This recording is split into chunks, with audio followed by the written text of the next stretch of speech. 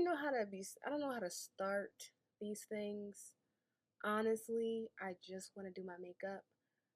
It's summertime, so I've been trying to make my winter routine work for my summer shade, and it's not. So I'm low key gonna be doing some experimenting, honestly. Um, I don't. So just come with me and talk about God while I do my makeup. Honestly, honestly, I don't even know why that's so difficult to say.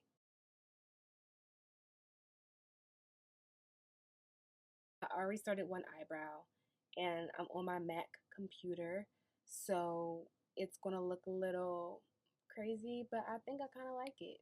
But today is July 14th, and July 17th, which is in 3 days, would be 3 months from since I got baptized. I honestly just want to share how I even got here while I do my makeup because it it makes me feel really grateful and full of gratitude when I really think about how God has like brought me through so many seasons, knowing that my strength and my ability to change my situations were very limited because I'm human. So I just really want to just go into um, how I really just met Jesus, honestly. How I met Jesus. That's really the tea. How I met Jesus and how I've just been transformed by him. I think a lot of misconception when it comes to me is that like I've had an easy, stable, non roller coaster life. And I think that's the furthest thing. My mirror just broke, so thanks.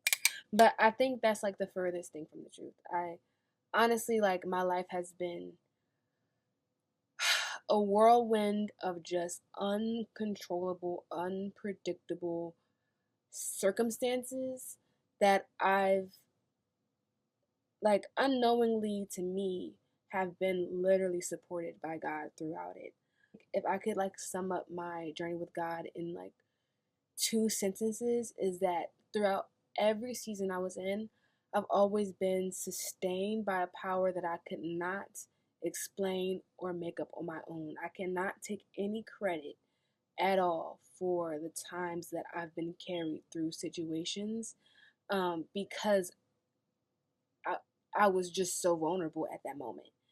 As years went on, I think I transitioned from being spiritual and like just, you know, out there to actually having a faith in a relationship with Jesus Christ. Like, so it, yeah. So the first question a lot of people ask me is, did I grow up Christian? And the answer is no.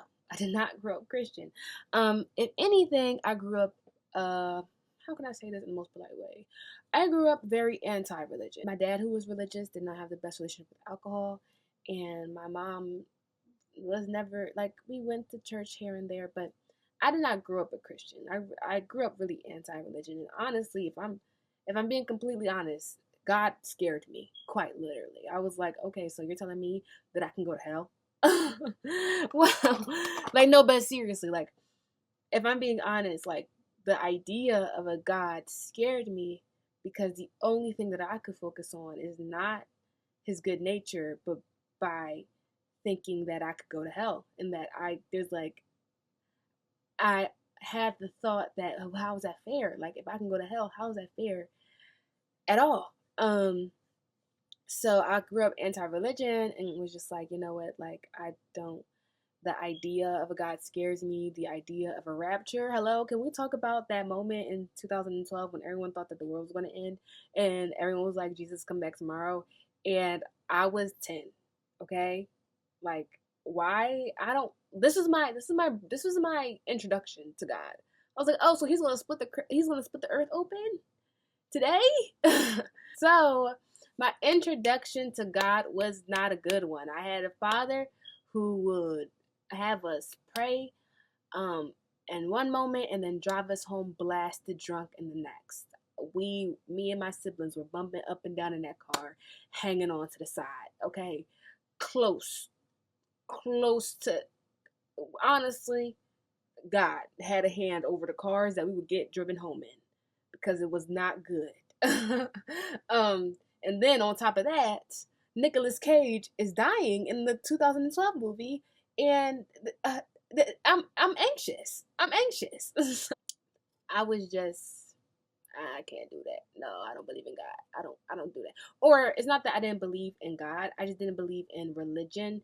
And religion to me was Jesus. That Christian wasn't something I was like co-signing with, cuz I was afraid, honestly. So, I grew up with three siblings. My mom and dad separated, and we had a lot of tumultuous experience. I'm talking about foreclosures.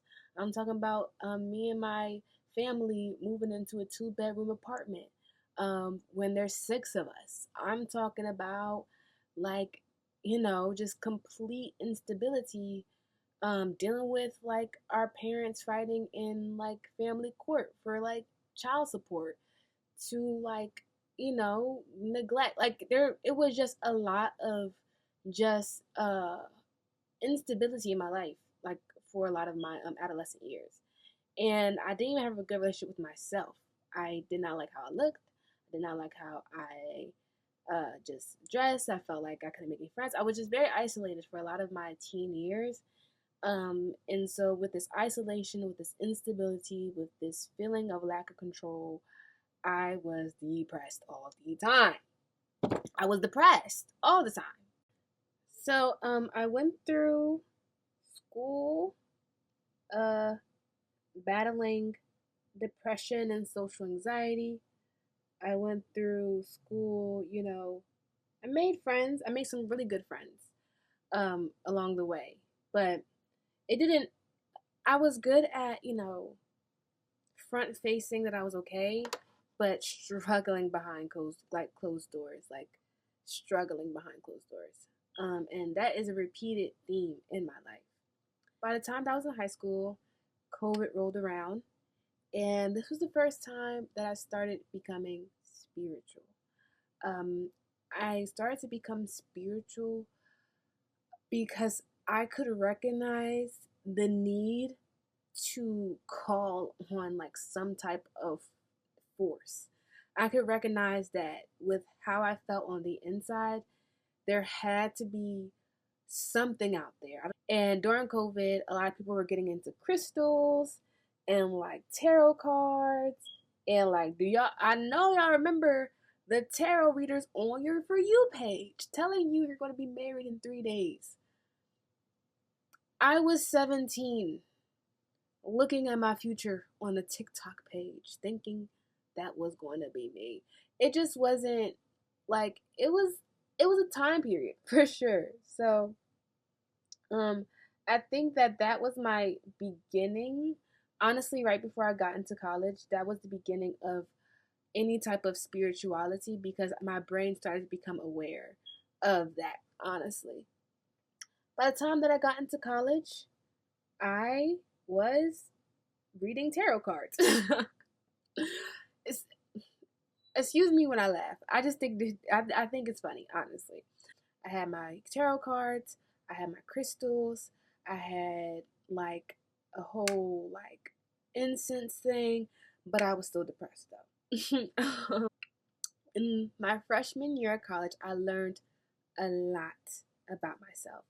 I learned a lot about who I was and how much um damage I like experienced and how much trauma was like added on to me throughout my childhood.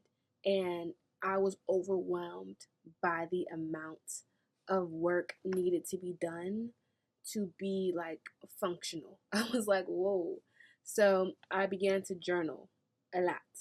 Journaling became like my way to escape.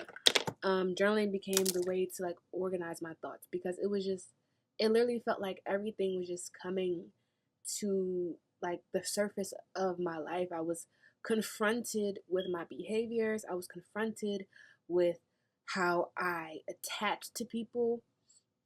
And it was a lot to deal with. And I remember that the my response at that point was getting high every day and drinking.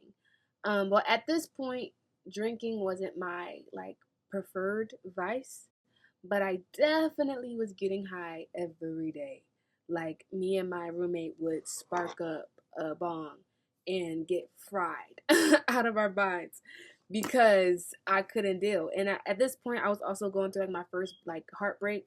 So she was just going through a lot and she couldn't handle it. So I had to be high. In that, I did a lot of self-reflection and I was still spiritual. Like that was still my preferred way to refer to myself. My life took a complete 180 turn my sophomore year. That was the year things started picking up. Okay. I cannot lie when I say throughout college, my support has been scattered across the board. Um, I obviously want to show respect and honor to my parents, but it wasn't reliable. I felt like every semester I was guessing on how I was going to get through school. Like that, it was literally a guessing game in whether I was going to make it to the next year. And that was because I didn't have a secure physical entity that was directing me through my college journey. I am the first sibling out of my siblings of four to graduate college. I'm the first one to get to a second year. Every sisters and brothers, my sister and brothers did not make it past like 1 year. Like I was the first one to get past that point. So they were very limited in how they could help me. And on top of that, I was coming up against some real pushback with paying my tuition, getting me registered. I was really fighting to get through school, and that started in my sophomore year. Um, and I think that's when I started to lean even deeper into my spirituality because I started to realize like I'm out here on my own. There's nothing I can do. I can only hope for better. And at that moment, I didn't see that as a level of prayer, but in all honesty, it is when you're only tethered to a hope that things will work out for you, you're already relying on a spiritual being to do that, you know? So who is that spiritual being? And that is what kind of hit me in my sophomore year as I was sitting on my bed. I ain't even really getting through my makeup. Like it's okay, but like this it ain't even getting through. Sorry, I literally had to finish my base because I was looking a little bit spooked. I was like, let me just finish my base so that I can like continue speaking to you guys normally. But yeah, I think that's what happened. Like, that thought is what kind of hit me in my sophomore year. I remember that I was making the decision to go live with my dad, for my sophomore year summer. And that was something that I wasn't ever in my life expecting to decide because I never had a good relationship with my dad. But due to circumstances at that moment, I remember being like, that's like the only thing that I can do right now is go live with my dad for the summer. Um, and I remember just being like, universe, literally, like this was happening in my head. I'm like, universe, please, just help me. I was like, universe, please help me. Like, universe, I need support. Like, I'm so surprised that that's about to be my decision. Like, I know my dad has his own life and his own issues. So, like, I'm just praying that, like, you'll help me through this season. And I literally remember the thought coming to my head, call me by my name. Because I'm just saying the universe. And I literally remember being like, call me by my name. Like, call me God. And that gagged me. It did. because I was like, oh, this is true. I am just being very loose in general with my words. I'm just saying it just hit so different for me at that moment because I knew I still wasn't religious. Like that still wasn't my identity, and I still really didn't have an idea of Jesus. But this just the simple thought of call me by my name was enough to make me pause and stop referring to God as the universe. like so from that point forward, that's when I started to call on God. Um so I moved in with my dad, and if you know me, you know that was a summer. That was a summer indeed. I was the skinniest I have ever been because I was working to pay off my own tuition. So all my money was going to school because like I was like set on graduating. Like I was just set on graduating. So all my money was going to school, and I was literally starving. I was literally starving. I remember and that is another thing that gets me a lot when I think about my testimony is like memories of like my life like pop into my head, and it's like if it really was not by the grace of God, I wouldn't be here where I am right now. So I remember I was so skinny my ribs were coming, like I could see my ribs for the first time in my life. I grew up as a chunky girl. So for me to see my ribs, I was like, "Oh, okay." I was eating ramen noodles as my dinner for months. I remember being so hungry that I'm sitting inside my room, and mind you, the where my dad lives is not the most luxurious place. Like it was kind of crazy. I could go into the whole setup, but like just out of respect, I really won't. Um, but yeah, I remember being in my room and being like, all I really want right now is some chicken and some broccoli. If I could get some chicken and some broccoli, mm, mm, mm, mm. Tell me why my dad knocks on my door like 5 minutes later, and he's like, "Hey Leah, like I got some food. You want some?" I'm like, "Yeah, yeah, yes, please." And he was like, "Okay, here you go." I open it up, and lo and behold, there's some chicken and some broccoli. I did a praise dance right then and there. Because like it was there was so many instances where I literally felt like God was hearing me and then like delivering, you know? And it was such a hard season that was necessary. And you may ask like where was your parents at this time? Y'all, I cannot stress to you enough how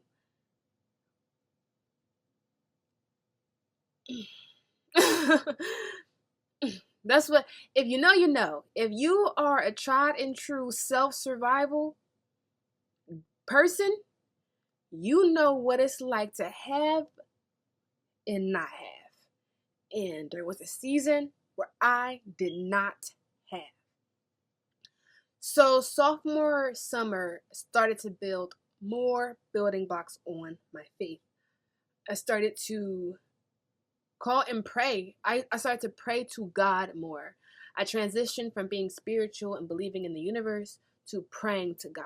I didn't get to a point where I again like had a Christian identity, but I was it was changing every single time I realized how much I was being sustained by a power higher than myself. It started to become even more undeniable the fact that I wasn't the one that was supporting me, and it was clear that no one in my immediate circle had the tools to support me. So the support I was getting had to come from God. It was just like a 1+1 situation for me that made me be like, you know what? I gotta pray.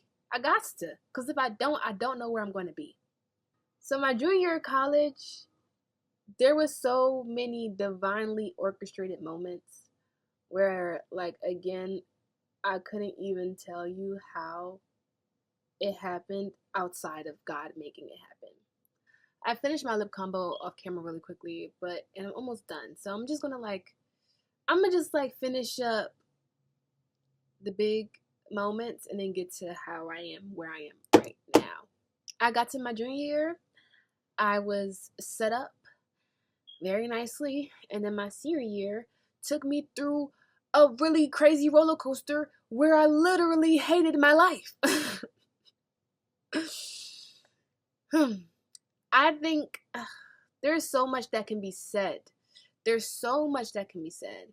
And I feel like for people who know me personally, who like were like who saw me probably like in on Instagram, or you probably saw me in passing, you wouldn't think that these things were happening, you know? You wouldn't think that I was going through what I was going through behind closed doors, because how things presented in my life were good, I guess. But there was so much going behind closed doors that like I was fighting through. I was the most drained. I was the most exhausted. I was the most depressed. I was crying every week in my senior year, and it didn't get better until the end of it, right? And I had such a surreal moment at my graduation day, and I couldn't stop crying because of how much like of all the things that I remember through my last 4 years in college. It just felt like such an end, and it just felt like I don't even know how I got here, to be honest. Like every moment, every year was a trial. And for me to be walking across the stage the way I walked across stage was the most satisfying thing that I could ever really pinpoint, because it was like I know God was involved. I know He was involved. And that's the only thing that I could really even feel, was just such a gratitude, because no one knows your story like you do. No one knows what you go through like you do. No one knows what happens behind closed doors. No one knows what happens in your head. No one knows the battles that you fight. So when you know, and you know how you got through it, and you know how you are standing today, there's nothing that can convince you that God does not exist. I cannot say that God doesn't exist, because I literally experience His goodness. I literally experience Him sustaining me. I literally experience Him protecting me, and him even my ability to go out into the world and not look like what I've been through is a blessing. Because honestly, if I sat here and I told you step by step everything I went through, you would be like, oh girl, I never knew. And you won't, because you'll never experience the things that I did. But I can just tell you, I can touch your hand when I say this, God is real. So I graduated, and I was freedom fighting, okay? Along the way in college, I picked up a drinking habit. And even though I grew up with the alcoholic father, and I like swore that I would never like abuse alcohol the way he did, honestly, I can say my relationship to drinking was not healthy at all, and that it wasn't healthy.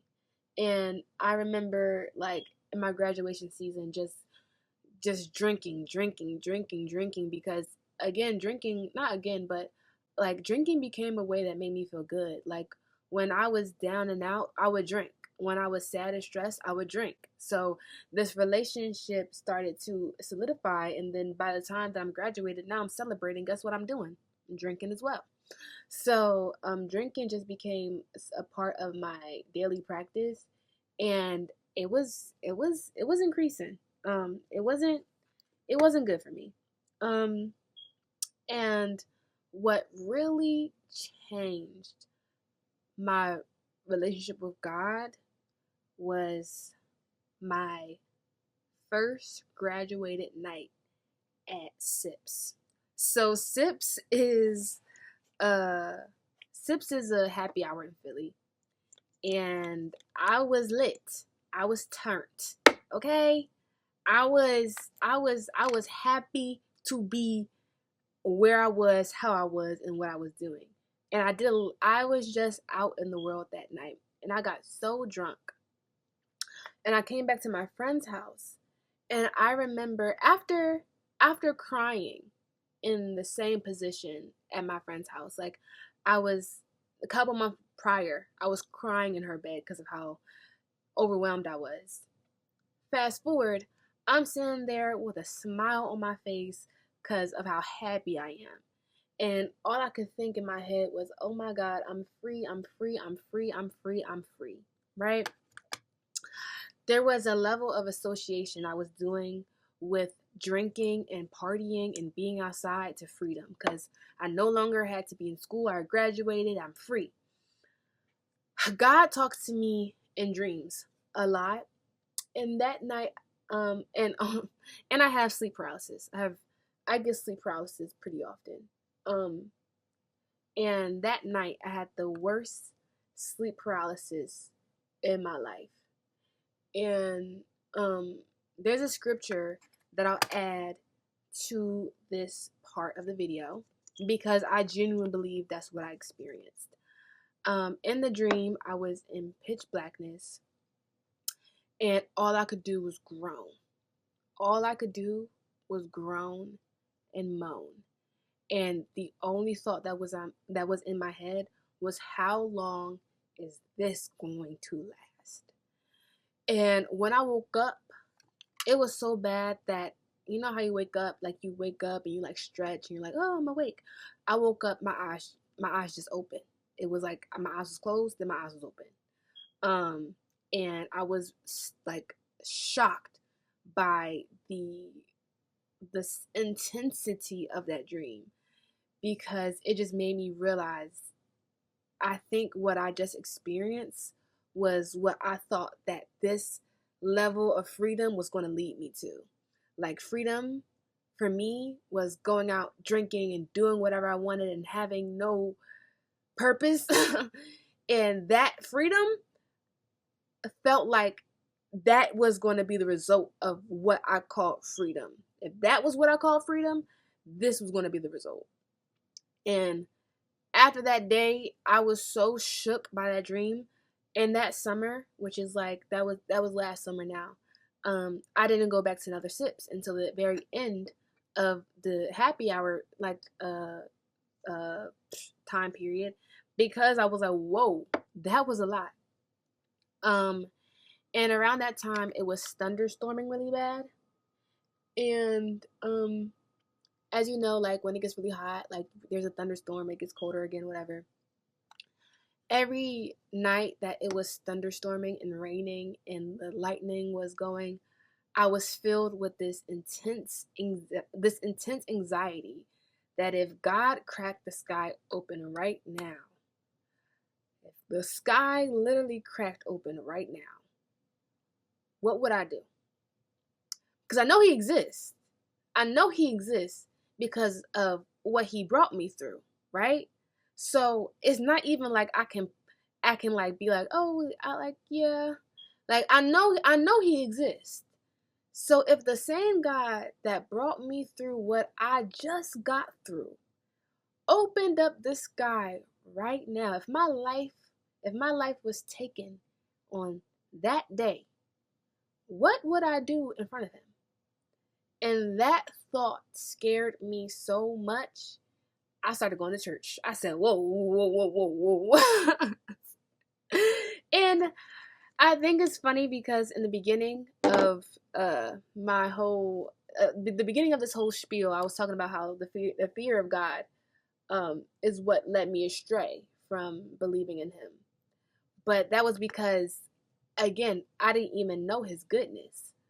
So when I experienced his goodness, when I was actively experiencing his goodness, after years of experiencing his goodness, now it's like, you know I'm good, and you know that I want a relationship with you. So where are you? And do you not want a relationship with me? And obviously I wanted a relationship with God because he's the one who brought me through so much. So obviously I wanted a relationship with him. So it was just kind of like, it made me so anxious because I felt there was like a level of guilt there.